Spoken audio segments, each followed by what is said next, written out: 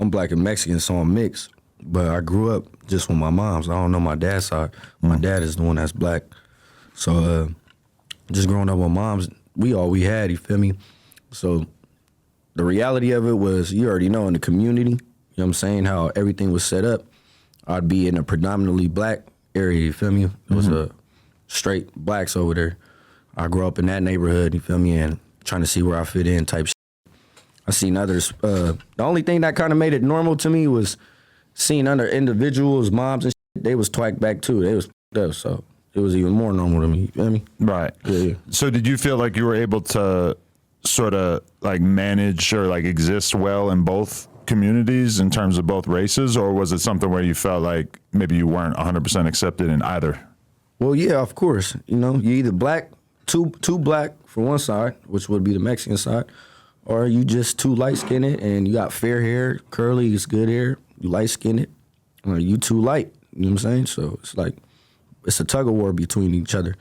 I guess the question is like, which culture is more judgmental or more accepting? Oh, it's equal. Really? I would, you know what I'm saying? I'm a first-hand believer in that. Like, I seen racism on both sides. You know what I'm saying? It's equal. I done seen it. But I feel like now that you've proven yourself and that you're a dude in your city and that you have this respect from the music and whatever else, that probably is kind of beneficial because you can appeal to two different audiences more authentically.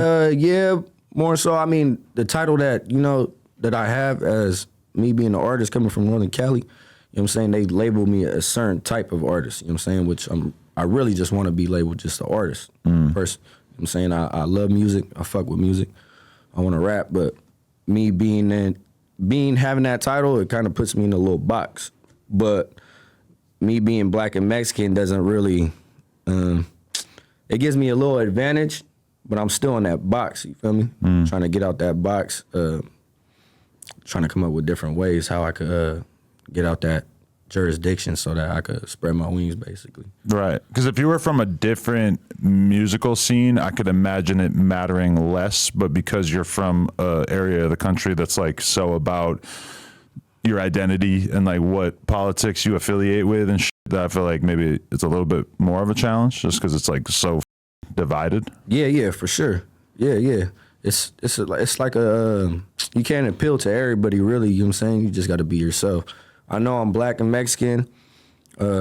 Me personally, I like to embrace both cultures wholeheartedly, just based on, you know, both sides. I know the struggles, the back history. So me knowing that, you know, I love my race. I'm glad that I'm half and half, you feel me?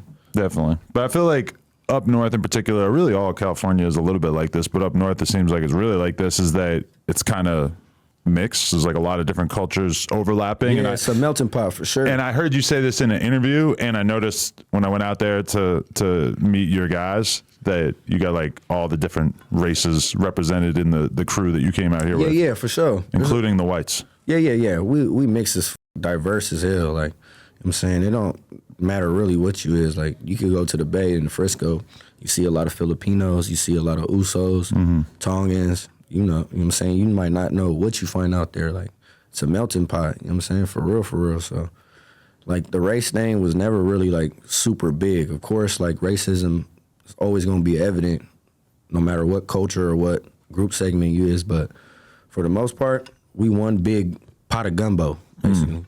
Definitely.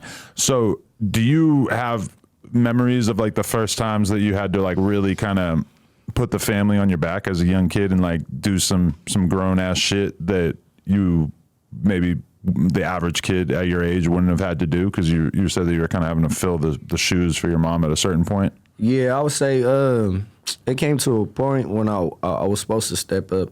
You know, I did fail my mom as a young man. I was supposed to step up to the plate, but I was so deep already into the street life and that I had let that get me caught up in the system, and before you know it, like, I was in and out, so I was never really there.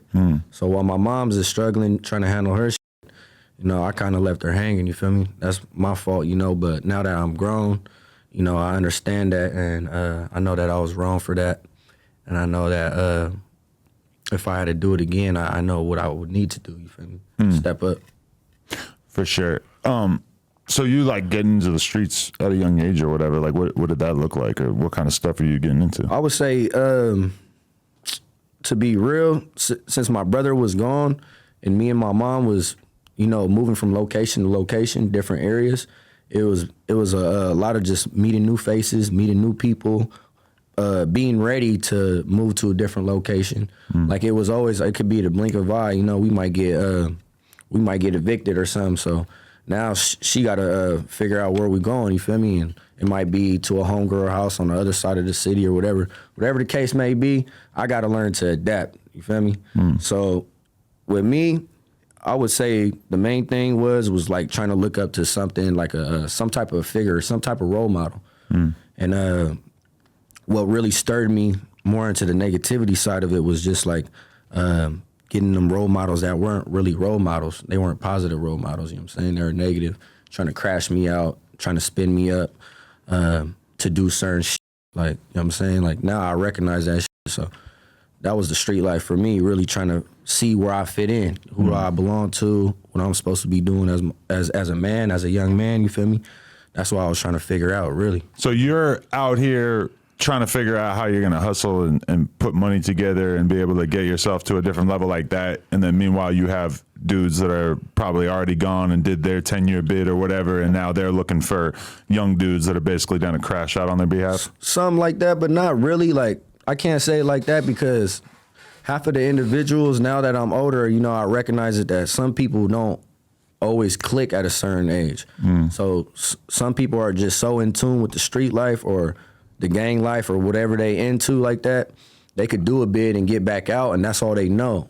So their mindset is to get back out and continue, keep that shit rocking, do what they know was best. You feel me? It's not really their fault, you know what I'm saying? But then again, now that I'm older, I can't give no older niggas no pass because I wouldn't set my young niggas for no failure, you feel me? Or tell them they should be doing this.